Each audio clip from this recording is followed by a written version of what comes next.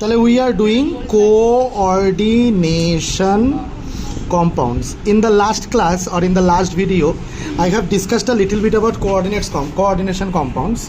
Coordination compounds শুরুতেই না, I like to say, দেখ আমার বইয়ের মধ্যে কি লেখা, প্রচুর কোঅর্ডিনেট বন্ডস থাকে, মানে many coordinate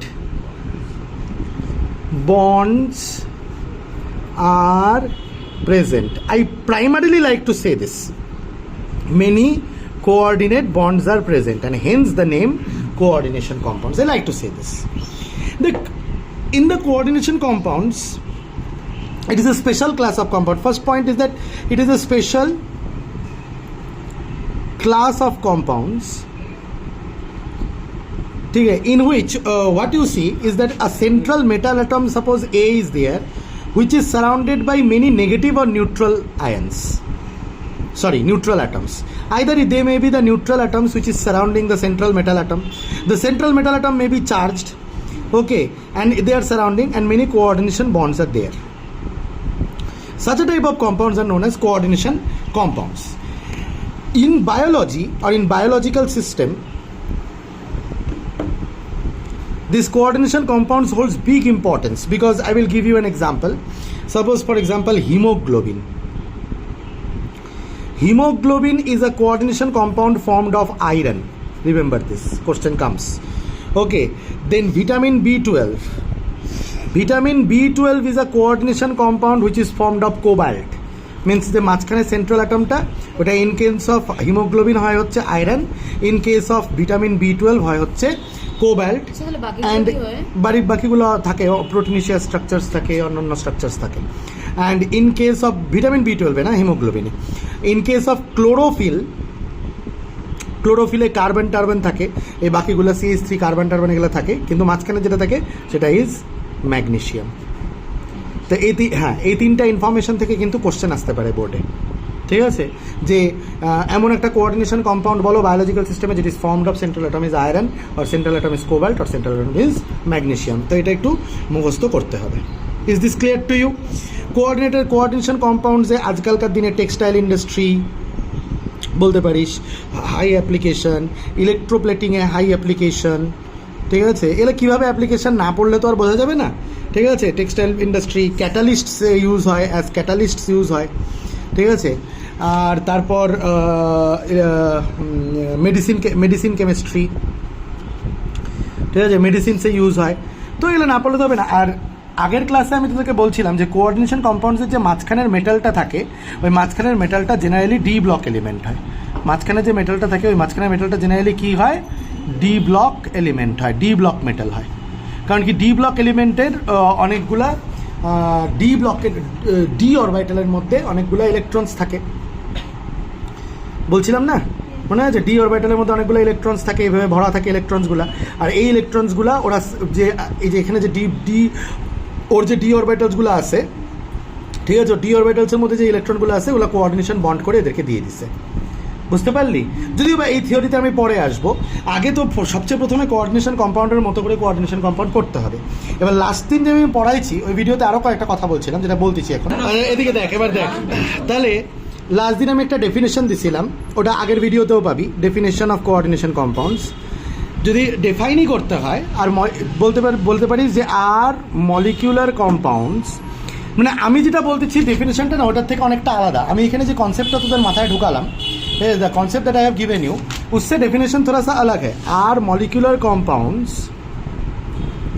ठीक है, are molecular compounds which are formed, और you can say coordination compounds are the molecular compounds which are formed from the combination of two or more simple stable compounds and retain their identity in both solid and dissolved state, বুঝতে পারলি? And retain their identity in both solid and dissolve state. Rayan একটু এই পাশে সরে, আদিত্য দেখতে পাচ্ছে না। ও আচ্ছা, তুই ওই পাশ থেকে দেখতে পাচ্ছিস। তুই মশুরের কোলে উঠে যা একটু, আর একটু চাপ। হ্যাঁ,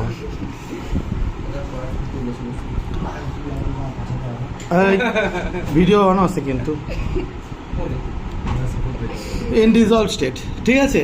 তাহলে কীরকম ব্যাপারটা স্যার? এক্সাম্পল দিয়ে বুঝাও। এক্সাম্পল না দিয়ে বুঝালে তো বুঝবো না।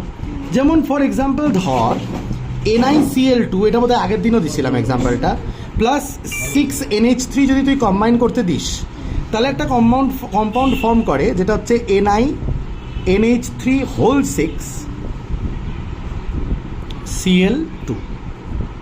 এবার এইটাকে যদি তুই অ্যাকোয়া স্টেটে দিস, সাপোজ ধর তুই দিলি অ্যাকোয়া স্টেটে NiNH3 ইন অ্যাকোয়া স্টেটে দিস, তাহলে এটা ব্রেক করবে কীরকমভাবে বলতো? NiNH3 প্লাস 2 Cl মাইনাস, কারণ দুইটা Cl মাইনাস আছে তাই প্লাস 2। এবার এ কিন্তু ভিতর থেকে আর কোনোদিনও ব্রেক করলো না, তার মানে এটা একটা কমপ্লেক্স আয়ন বা কমপ্লেক্স আয়ন বা কোঅর্ডিনেশন। এটা একটা কোঅর্ডিনেশন কম্পাউন্ড হয়েছে, আর এটা একটা কোঅর্ডিনেশন কম্পাউন্ডের কোঅর্ডিনেট আয়ন বা complex ion. Is this clear to you? আর এটাকে কমপ্লেক্স কম্পাউন্ডও অনেকে বলতে ভালোবাসে। এরকম দেখা গেছে যে NiCl2 আর 6NH3 যখন মেশানো হয়, ঠিক আছে, দাঁড়া, যে NiCl2-র কালার হচ্ছে জেনারেলি গ্রিন, ঠিক আছে? ওকে যদি 6NH3-র সাথে রিঅ্যাক্ট করাস, তাহলে তুই এটা পার্পল সলিউশনে কনভার্ট হয়ে যাবে। ও ঠিক আছে। এবার কি করছিল বলতো? এটা সলিউশনের মধ্যে ছিল তো, এটাকে এভাপোরেট করাইছে। এভাপোরেট করায় না, সল্টগুলোকে একটা ধরে এভাপোরেট করায়, সল্টগুলোকে কালেক্ট করছে, এভাপোরেট করাইছে, তো সল্টগুলো কালেক্ট হয়ে গেছে, ঠিক আছে? সলিউশনের ওয়াটারটা এভাপোরেট হয়ে গেছে, এই সল্টটা ফর্মেশন হয়েছে অ্যাড হয়ে, তো সল্টগুলো কালেক্ট হয়ে গেছে। পরে যখন এই সল্টটার অ্যানালাইসিস করছে, তখন দেখছে যে এরকম, মানে ওটার পার্পেল কালার যায় না। এটাকে যখন জলের মধ্যে মিশাইছে, পার্পেলিক পাইছে, মানে এইটার colour purple.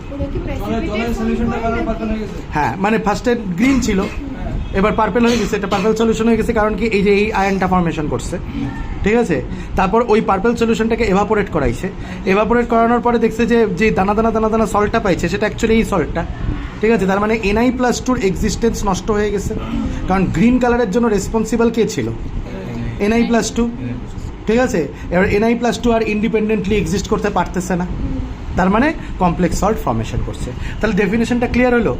R molecular compounds which are formed from the combination of two or more simple, এই যে টু অর মোর, এই যে two simple and stable compounds, NiCl একটা সিম্পল আর স্টেবল কম্পাউন্ড, NH3 একটা সিম্পল আর স্টেবল কম্পাউন্ড, কম্বাইন করে একটা কোঅর্ডিনেশন কম্পাউন্ড ফর্ম করলো, যেইটা সলিউশনেও নিজের আইডেন্টিটি রিটেন করতেছে, সলিড স্টেটেও নিজের আইডেন্টিটি রিটেন করতেছে, আবার ডিজলভ করে দিলেও নিজের আইডেন্টিটি রিটেন করতেছে। ও নিজের ভিতরের কমপ্লেক্স আয়নটা কোনোদিনও ভাঙতেছে না। এই কমপ্লেক্স আয়নটাই হচ্ছে পার্পেল কালারের, বুঝতে পারছি? মানে এভাপোরেট করাই ছিল, দেখছে পার্পেল দানা দানা পাইছে, ওটাকে জলে মিশাইছে, তো এরকম ভাঙছে। প্রথমে আগে গ্রিন সলিউশন ছিল, কেন হলো? কারণ কি, এই জন্য এরকম এটা ফর্ম, সল্টটাও পার্পেল পার্পেল বেরাইছে, ডিজলভ করছে, দেখছে ওটাও পার্পেল। কারণ কি, তার মানে কি হিসাব হলো? তার মানে হিসাব হলো যে নিকেল প্লাস টুর এক্সিস্টেন্সই নষ্ট হয়ে গেছে, এ এক্সিস্ট করতেছে এবার কমপ্লেক্স আয়ন, নিকেল প্লাস টুর ইন্ডিপেন্ডেন্ট এক্সিস্টেন্সটা নষ্ট নাই। ইয়েস, নিকেল প্লাস টুর ইন্ডিপেন্ডেন্ট এক্সিস্টেন্সটা নাই। তাহলে হাইড্রোনিয়াম আয়ন যে আছে ওটাও তো তাহলে কমপ্লেক্স আয়ন না? হাইড্রোনিয়াম আয়ন কমপ্লেক্স আয়ন কারা হয়? Good question sir. Hydronium ion যে আছে, ধরো H ধরলা, O ধরলা, এটা ওয়াটার, একটা H+ আছে অ্যাসিড থেকে, এখানে কোঅর্ডিনেট বন্ড হয়, তাহলে H3O+, এটাকে এটা কি কোঅর্ডিনেশন কম্পাউন্ড? না, অনেক কোঅর্ডিনেট বন্ড থাকতে হবে, চারপাশ দিয়ে একটা মেটালকে ঘিরে রাখতে হবে। এ কি মেটালকে ঘিরে রাখছে? না। চারপাশ দিয়ে ঘিরে রাখছে? না। অনেকগুলা থাকবে, তাহলে কোঅর্ডিনেশন এন্টিটি। তারপরে একে জলে, একে তো আবার এটার থেকে তো আবার ব্যাক পাওয়া যাবে, H2O+, H+, ঠিক আছে? এটা আর এটা স্টেবলও না। all coordinate bonds does not the All coordinate bond may be present in many type of compounds, but that doesn't mean that it is become a coordination compounds. In case of coordination compounds, there will be many coordinate bonds around a metal, and those coordinate bonds can be formed with a negative ion also. And suppose a metal is there, A, the coordinate bond can be formed with a negatively charged ion also, or maybe a neutral atom also. Are you getting my point? This happens only in case of coordinate compounds. Let us understand this concept later on. This is the Werner's concept we will understand. Werner's concept. Today only we will understand Werner's concept. Let us understand this a little bit later. First of all, did you understand about this salt? Let me compare this salt to something else. Wait. To understand more about coordination compounds, we should understand